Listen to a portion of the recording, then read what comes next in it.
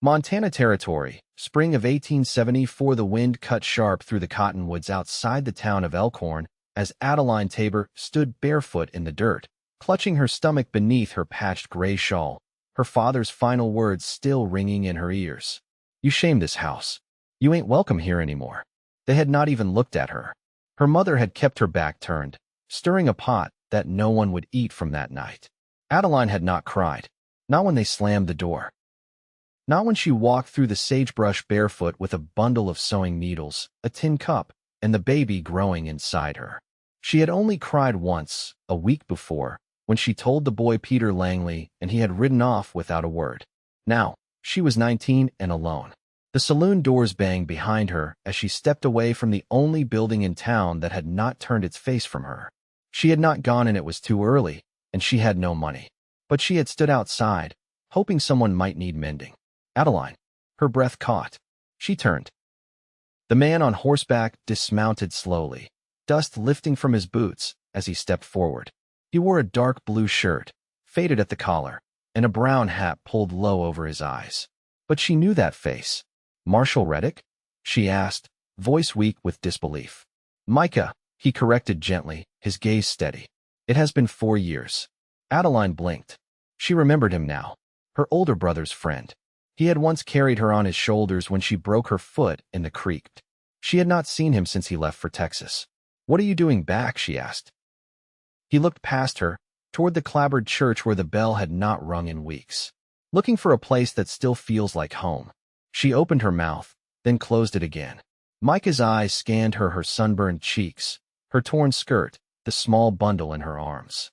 When his gaze dropped to her stomach, he did not flinch. "Come with me," he said. "I cannot." She stepped back. "They say I am ruined. I do not care what they say." She stared at him, trembling, unsure if she had heard him right. He held out his hand. "You need shelter. You are carrying a child. Come on. I have a cabin east of town, past the ridge." She looked down at her belly. It was barely showing, but she felt it every time she moved. "Why would you help me?" she whispered. He hesitated, then said, "Because someone should have." The ride out to his place was quiet.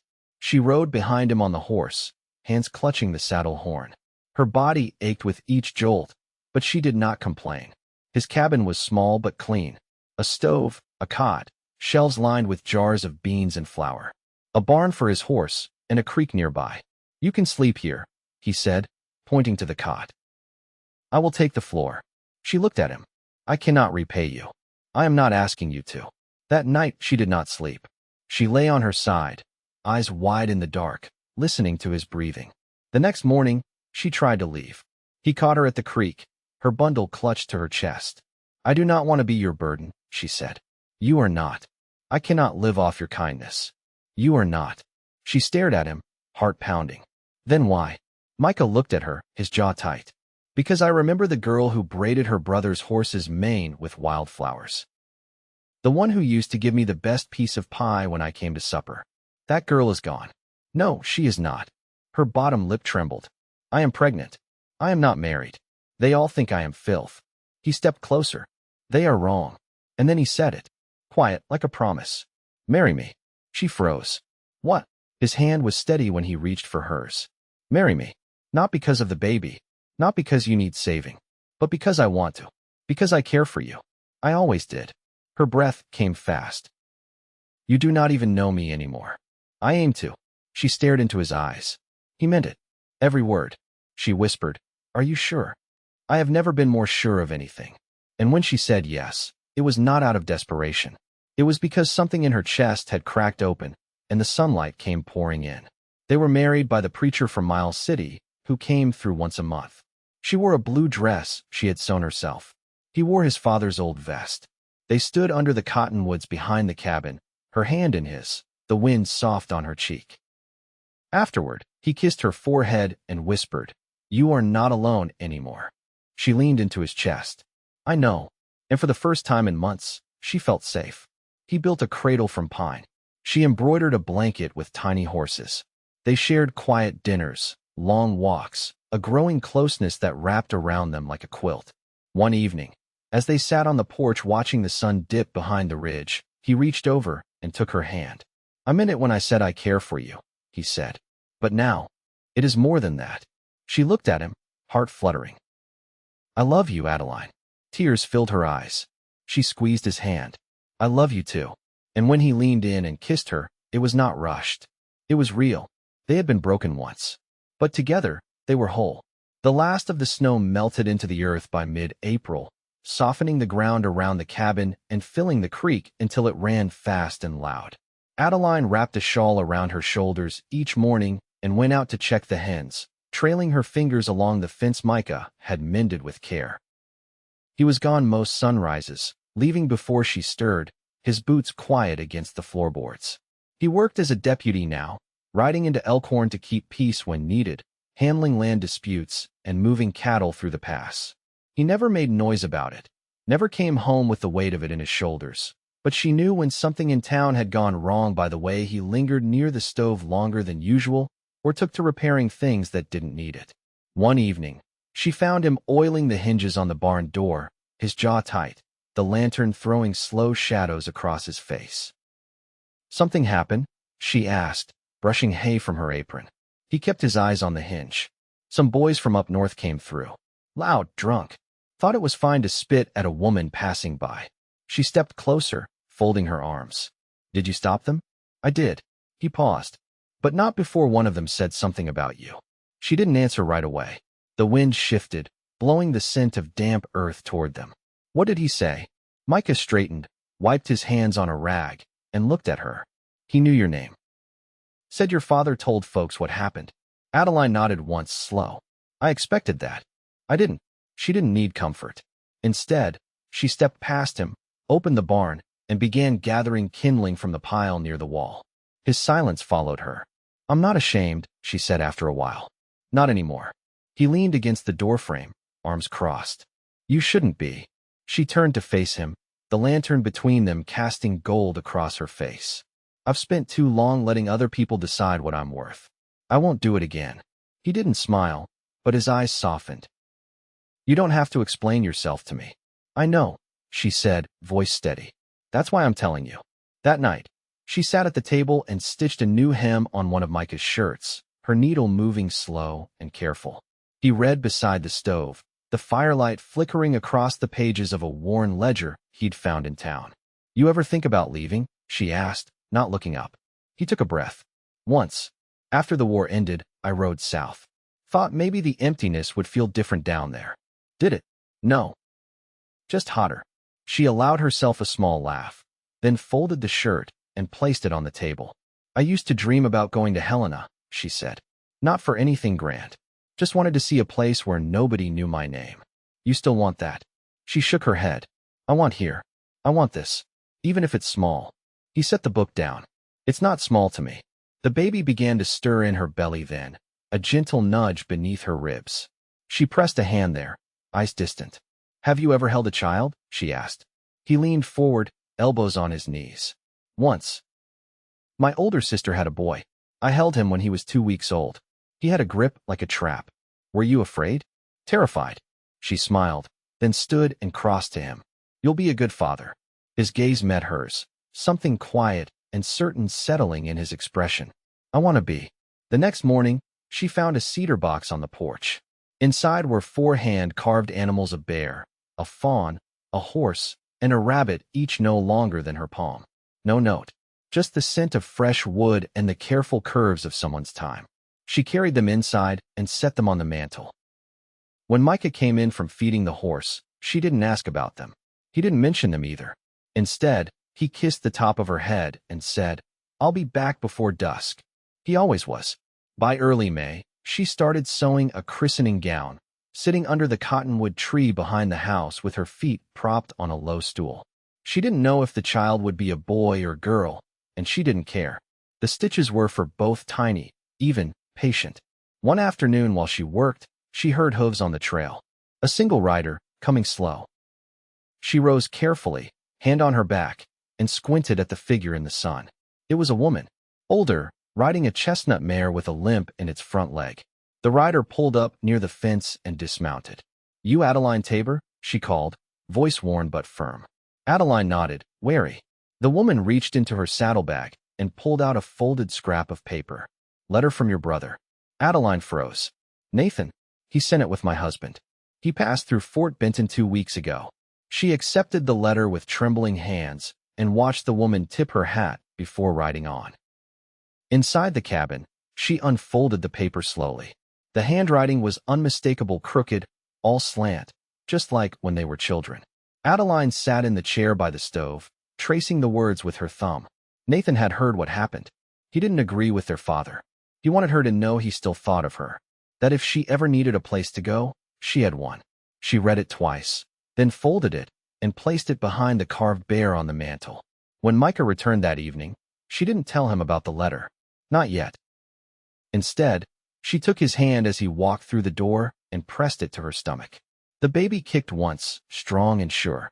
His eyes widened, and then he laughed, quiet and breathless, as though the sound had caught him by surprise. She leaned against him, her face in the curve of his neck. They didn't speak. They didn't need to. By June, the hills beyond Elkhorn bloomed with lupin and arrowleaf balsam root, and the creek slowed just enough for Adeline to wade in it again, her skirts hitched to her knees and one hand resting on the curve of her belly. The days had grown warm and long, and the air carried the soft hum of bees and the earthy weight of sage. She had begun rising earlier, before the sun crested the ridge, to knead bread by lamplight and boil water for washing. Micah returned one morning with a splintered crate of apples, bruised but still sweet, traded from a freighter heading west toward Bannack. She spent the better part of the day slicing and drying them in the sun, her fingers sticky, the scent of sugar clinging to her hands. That evening, as she stacked firewood near the cabin wall, Micah rode in slower than usual. His horse lathered at the neck, his shirt damp at the collar. She dusted her palms. You're late. Had to ride south of the Deadmare Hills. He dismounted with a wince. Old man Callister's herd broke through someone's fence. She squinted at him. Yours? His mouth pulled into a tired line. Of course. She tilted her head. You let him talk your ear off again? I let him try. She stepped forward and reached for the reins. You favoring your leg? He didn't answer right away. It's nothing. You limped when you handed me the bridle. He looked at her, then dropped his gaze. Barbed wire caught my shin. She set her jaw. Sit down. I'll clean it. I can manage. I didn't ask if you could. He sat on the porch bench without arguing further. She brought out a basin and cloth, her hands steady, the silence between them easy. You always this bossy with folks who try to help you? He asked as she unwrapped the stained bandage. Only the ones who wait half a day to mention they're bleeding. You're harder than I remember. She dabbed the cloth gently against the wound. You knew me when I still believed people told the truth. He didn't reply, but his eyes lingered on her face longer than usual. That night, she lay awake listening to the soft whistle of wine through the chinks in the wall. She felt the child shift low in her belly, a steady pressure that made her draw her knees up. She counted each breath until the tightness eased, then turned toward the window where stars blinked behind thin clouds. In the morning, she found Micah sharpening his knife near the barn, sleeves rolled to his elbows, a crow perched on the rail nearby watching him work. I want to ask you something, she said. He set the blade aside without looking up. Go on. Would you want to give the baby your name? His back straightened. You mean properly? I mean officially, she said. At the church. With the preacher next time he comes through. His thumb brushed against the edge of the blade. You still want that? I wouldn't have asked if I didn't. He stood and wiped his hands on his trousers. Then yes. I'd be proud to. They didn't speak of it again for several days, but the matter settled between them like a stone in a river, solid, unmoved by the current. One afternoon, she rode with him into Elkhorn, seated behind him with her arms around his waist. Folks watched them from porches and storefronts, but no one said anything. They stopped at the general store for fabric and salt, and she lingered near the bolts of muslin while Micah spoke with the clerk. A woman near the counter, tall, with a pinched mouth and gray hair pulled tight, glanced at Adeline's stomach, then looked away quickly. Micah noticed. Something wrong? He asked the woman. She kept her eyes on the shelf. No, just surprised to see her back in town. Adeline didn't flinch. I'm not hiding. The woman adjusted her shawl. Didn't say you were. Micah stepped forward, his voice even. She's my wife. We're here for supplies, not judgment. The woman didn't reply. She turned and left with a paper parcel clutched in her hand. They didn't speak of it on the ride home, but that night, as they shelled beans together on the porch, she said, "I used to think I'd never come back here without shame." He didn't look at her, just kept working the pods carefully. "You came back with more strength than they'll ever understand." Later, she folded the new fabric into the chest at the foot of the bed. Soft blue calico. Enough for a gown for the child, and a new shirt for Micah, if she was careful with the measurements. She ran her hand over it, then paused. "Do you ever miss anything?" she asked. He glanced up from the stove. "What kind of anything?" "Before all this. Before the war. Before the badge." He scraped the pan with a wooden spoon. "Sometimes I miss my sister's laughter. And the sound of my mother singing when she thought no one could hear." She sat beside the hearth. "I miss the smell of my old home in summer. Juniper and bread baking. I miss Nathan reading aloud when it rained." He stirred in silence, then set the spoon down. "You'll have that again. Not the same, but something worth keeping." She watched the firelight flicker across the stone. "Do you believe people like us get to be happy?" He came and knelt beside her. "We already are." Her breath caught, but she didn't cry. Instead, she leaned her forehead against his and closed her eyes, feeling the steadiness of his hand on hers. Outside, the wind shifted again, rustling the wild grass beyond the fence. Somewhere far off, a coyote called into the dusk. Inside the cabin, everything held. The baby came at dawn, just after the meadowlarks began to stir. The night before had passed in a hush of pain and broken breath, the midwife from the North Fork arriving with her hands already scrubbed raw and a voice calm as river stone. Micah stayed close, not hovering but never far, his jaw tight and eyes unreadable as Adeline labored through the dark hours. When the child let out its first cry, thin and high as a reed whistle, Adeline's head fell back and her body went still with relief. The midwife handed her the bundled infant without ceremony. "A girl," she said. "Strong lungs." Micah didn't speak. He stepped forward slowly, boots creaking against the floorboards, and knelt beside the bed. His hand brushed the baby's hair, fine and dark like soaked willow bark. Adeline's voice was hoarse. "You want to hold her?" His breath caught so faintly she might have missed it. He nodded. She eased the baby into his arms, watching his fingers adjust, careful and unsure.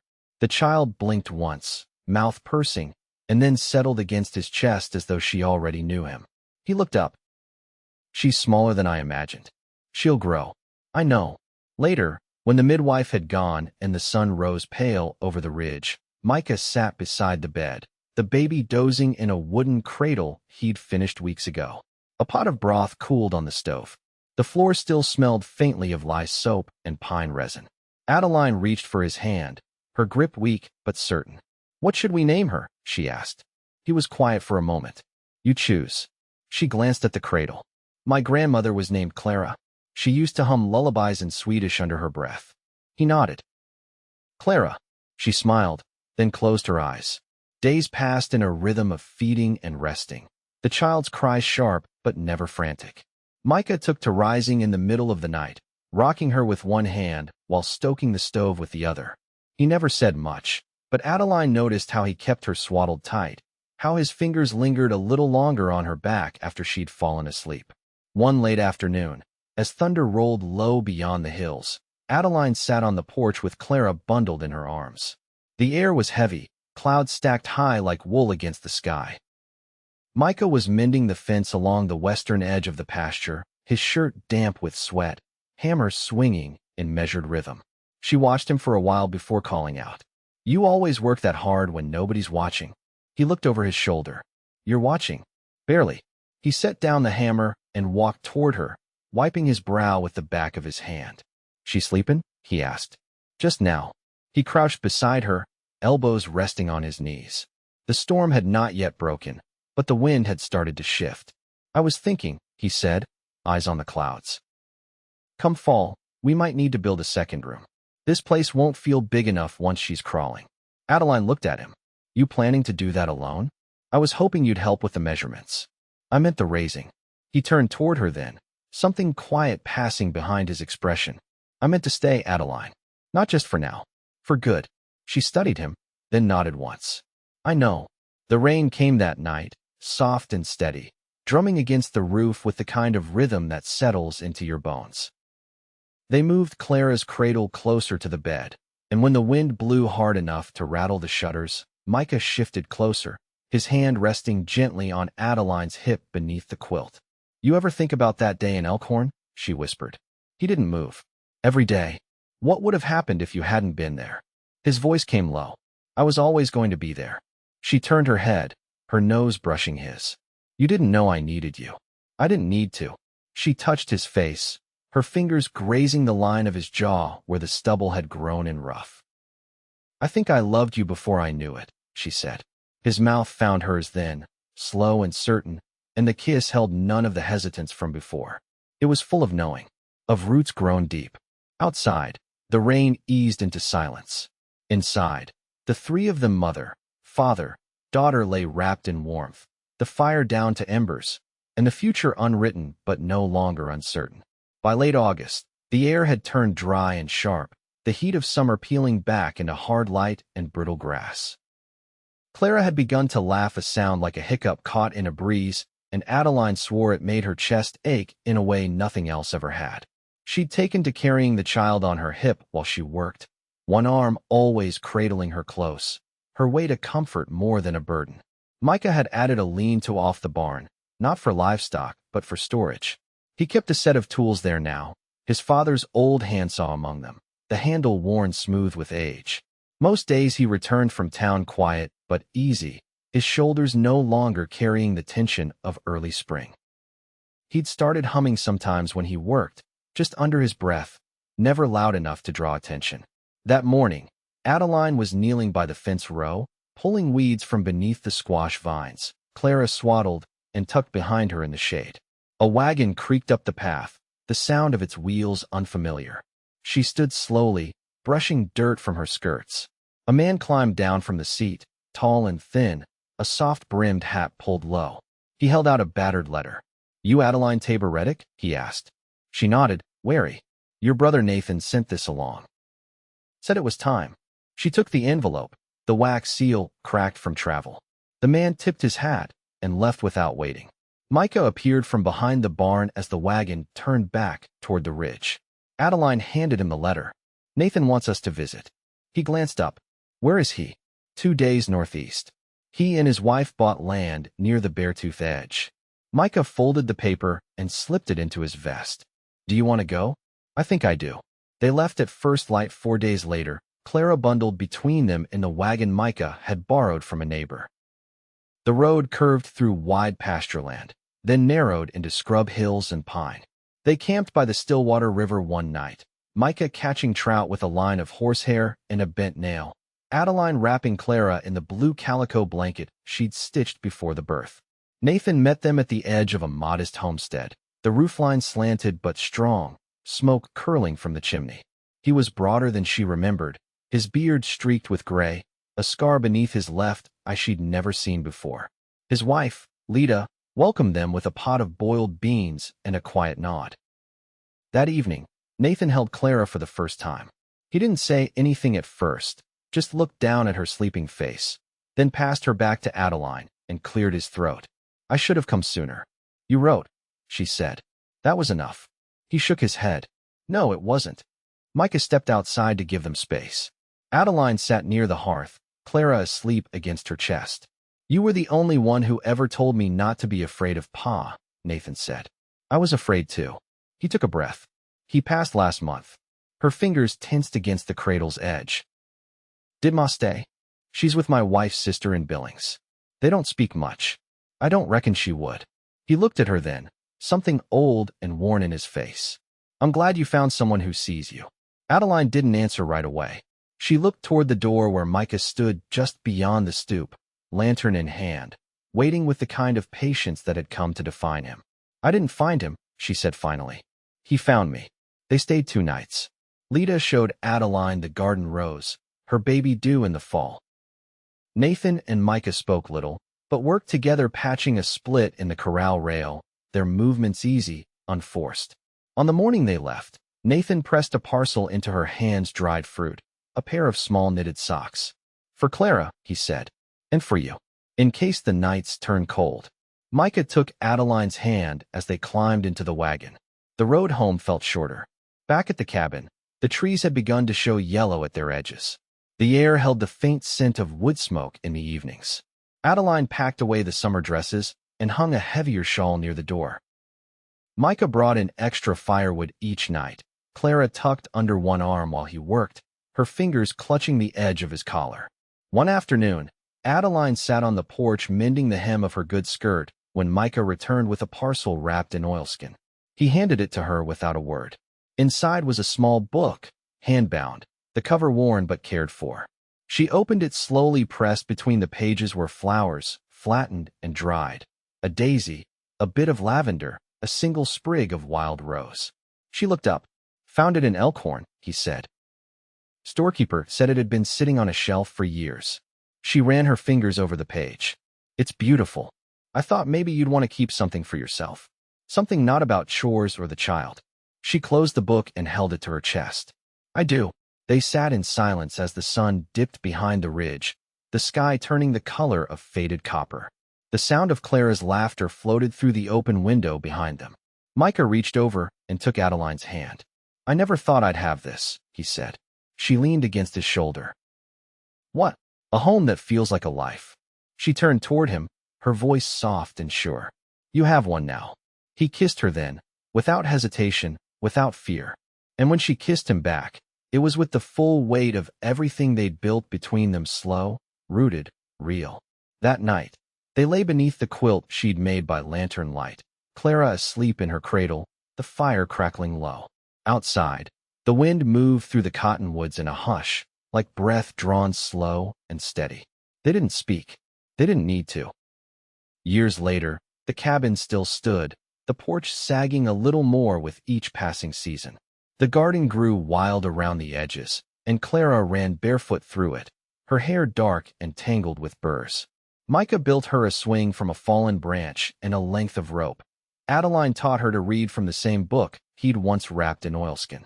They grew older there, together, not without hardship, but with a quiet kind of joy that held steady through each winter and bloom. When the world pressed in, they pressed back not with noise, but with care.